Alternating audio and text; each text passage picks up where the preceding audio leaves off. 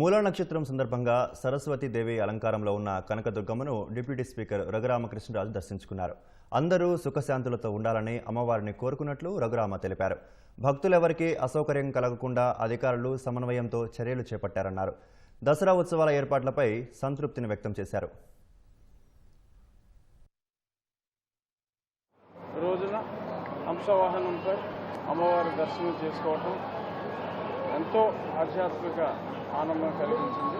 సజావుగా వచ్చిన వాళ్ళు భక్తులు ఎవరు ఎటువంటి ఇబ్బంది లేకుండా వేడుకలన్నీ ఘనంగా జరగాలని చెప్పి అమ్మవారిని ప్రార్థించడం జరిగింది.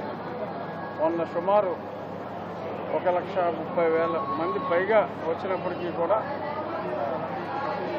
కన్సర్న్ ఈఓ గారు, కమిషనర్ గారు అందరూ చాలా బ్రహ్మాండమైన ఏర్పాట్లు చేసి ఎవరికి ఎటువంటి ఇబ్బందులు కలగకుండా చూసుకున్నారు.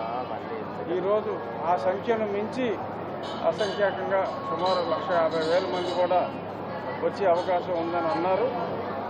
ఎటువంటి ఇబ్బంది లేకుండా సవ్యంగా సాఫీగా అన్ని ఏర్పాట్లతో జరుగుతున్నందుకు మరొక్కసారి దేవాదాయ శాఖ మంత్రి గారిని, కమిషనర్ గారిని, టెంపుల్ ఈవో అండ్ నిరంతరం శ్రమిస్తున్న పోలీస్ శాఖ అధికారులందరికీ కూడా ఈ సందర్భంగా నా హృదయపూర్వక ధన్యవాదాలు తెలుపుతున్నాను.